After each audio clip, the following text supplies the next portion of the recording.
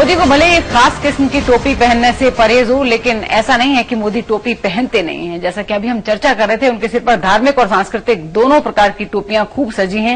दिखाते हैं आपको।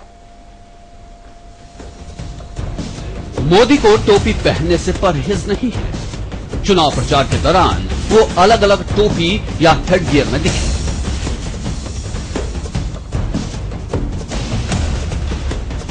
जाहिर है ये सब धर्म की टोपियां नहीं, ये टोपियां क्षेत्रीय कल्चर के प्रतीक हैं, ना कि धर्म की। लेकिन ऐसा नहीं है कि मोदी धर्म की टोपी बिल्कुल नहीं पहनते। मार्च में पंजाब में मोदी रैली के दौरान सिख के रूप में एकदम जच रहे थे। तो ये प्रश्न वाजिब है कि पगड़ी सही तो टोपी क्यों नहीं? इसके लिए भी मोदी के पास जवाब है। मैं अपीजमेंट पॉलिटिक्स का विरोधी हूं। ये जो अपीजमेंट के सिंबल है उसको मैं कभी फॉलो नहीं करूंगा, और इसलिए अपीजमेंट करके हां, मैं ये चाहूंगा कि अगर मुसलमान की टोपी के साथ कोई खिलवाड़ करता है उसको सजा होनी चाहिए। मोदी की ये परिभाषा सही है या नहीं, लेकिन क्या हमने सेक्युलरिज्म को एक टोपी तक सीमित नहीं कर दिया है? समय के लिए ब्यूरो।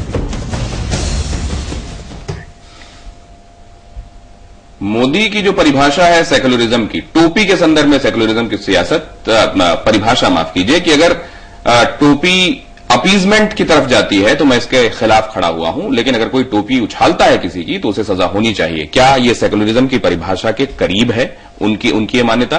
पंजाब के लुधियाना में मोदी ने सिख पगड़ी बांधी, अरुणाचल प्रदेश में मोदी ने दुमलुक टोपी पहनी थी, कर्नाटक के मैंगलोर में मोदी ने अलग अलग कई पगड़ियां पहनी, दावणगेरे में मोदी ने चटक लाल पगड़ी पहनी थी, और असम के सिलचर में मोदी ने सफेद पगड़ी पहनी। अहमदाबाद में मोदी मारवाड़ी पगड़ी के साथ नजर आए। हरियाणा के रेवाड़ी में मोदी ने सतरंगी पगड़ी पहनी, और मणिपुर के इम्फाल में मोदी ने पारंपरिक टोपी पहनी। बद्री साहब, मैं अपीजमेंट का समर्थक नहीं हूं। वो जो अपीजमेंट के सिंबल्स हैं मैं उनको नहीं मानता और बढ़ावा देता, लेकिन अगर उनके साथ किसी तरह की मान्यताओं के साथ किसी तरह का खिलवाड़ होता है तो ऐसा करने वाले को सजा मिलनी चाहिए। क्या यही सेक्युलरिज्म की परिभाषा के करीब है उनकी यह मान्यता? देखिए, ये सेकुलरिज्म की परिभाषा के करीब का व्यवहार है कि आप ये किसी दूसरे धर्म के प्रतीकों की रक्षा करते हैं, उनकी संस्कृति की रक्षा करते हैं। गवर्नेंस यानी प्रधानमंत्री अगर बने तो, आप मुख्यमंत्री बने तो। लेकिन जो उसमें मामला ये है कि एक आदमी जो इतने तरह की टोपियां पहनता है, वो एक टोपी का नकार क्यों करता है? तो कह देंगे आपकी साहब उसमें तो राजनीति छुपी हुई है, क्योंकि उसको उसका वोट लेना है या नहीं लेना है। तो मुझे लगता है मामला यहां है, डिस्क्रिमिनेशन यहां है, और यहां पर एक सिर्फ अपीजमेंट का मामला नहीं है। मामला यह है कि आप अपने को, और जगह तो आप अपीजमेंट कर रहे हैं, जब आप सिखों की टोपी पहन रहे हैं तो चुनाव के लिए अपीजमेंट कर रहे हैं, लोगों को खुश कर रहे हैं। लेकिन यहां पर आप कह रहे हैं कि हम नहीं करेंगे क्योंकि आपको वोट टूटने का डर है कि जो हिंदुत्व का वोट टूटेगा, हिंदुत्व मोबिलाइजेशन कमजोर होगा। तो ये ज्यादा एक बड़े अर्थ का, निहितार्थ रखने वाला काम था उनका, और वो अब उसको डाइल्यूट करना चाह रहे हैं, क्योंकि अब उनको लग रहा है कि मोबिलाइजेशन, उनके खिलाफ पोलराइजेशन हो सकता है, तो वो उसको डाइल्यूट करना चाहते हैं, इसलिए इस तरह की बातें कर रहे हैं।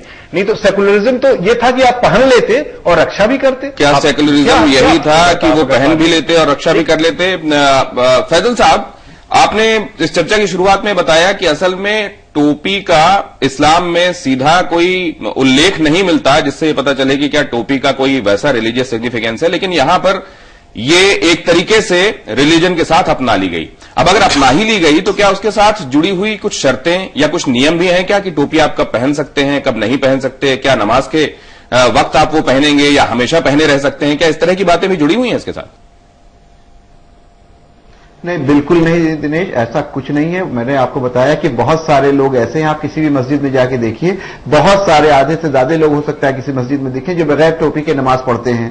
लेकिन ऐसा है कि हिंदुस्तान में टोपी से नमाज पढ़ना एक अच्छी रवायत के तौर पे देखते हैं। मैंने पहले भी कहा, तुर्कों के जरिए हिंदुस्तान में टोपी आई और लोग पहनते हैं। जहां जहां टोपी पहनी जाती है वहां की अगर आप जियोग्राफी को देखें तो जियोग्राफिक नीड भी है। अगर सऊदी अरब में लोग साफा बांधते हैं या गुतरा पहनते हैं तो इस इसलिए पहनते हैं कि वहां गर्मी बहुत होती है, सर को बचाना है धूप से डायरेक्ट, इसलिए पहनते हैं। मुझे ये लगता है कि हिंदुस्तान में जिस टोपी की चर्चा हम लोग कर रहे हैं, खासकर के मुसलमानों की टोपी, वो रिलीजियस सिंबल प्रतीक से ज्यादा वो कहीं ना कहीं गंगा जमनी तहजीब का प्रतीक है, और इसीलिए हम इसको जब भी कोई सामाजिक या सांस्कृतिक कार्यक्रम होता है तो एक दूसरे के साथ शेयर करते हैं। इसका धार्मिक अर्थ बहुत ज्यादा नहीं है, लेकिन इसका एक सोशल और कल्चरल इंपॉर्टेंस है।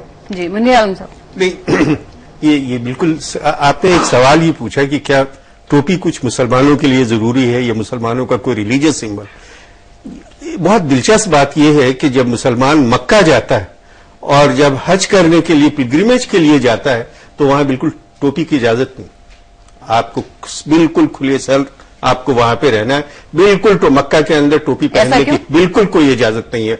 उसकी सिर्फ वजह यह है कि वहां पे आप अल्लाह के सामने जाते हैं, और जब आप खुदा के पास सामने जाते हैं और अल्लाह के सामने जाते हैं तो बिल्कुल आपको नेचुरल उसके अंदर आपको वहां पे कोई सर पे टोपी की जरूरत नहीं। और जब हज होता है तो आप ये देखिएगा कि सिला हुआ कपड़ा मर्द नहीं पहनता है, वो सिर्फ 2 टॉवेल जो होती है वो उसको बांध लेता है, और एक चूंकि जिस्म को ढकना है इसलिए वो ये कर लेता है, और अदरवाइज बिल्कुल नेचुरल फॉर्म में जाता है। कोई उसमें कोई बनावट नहीं है, कोई दिखावा नहीं, कोई टोपी नहीं, कुछ।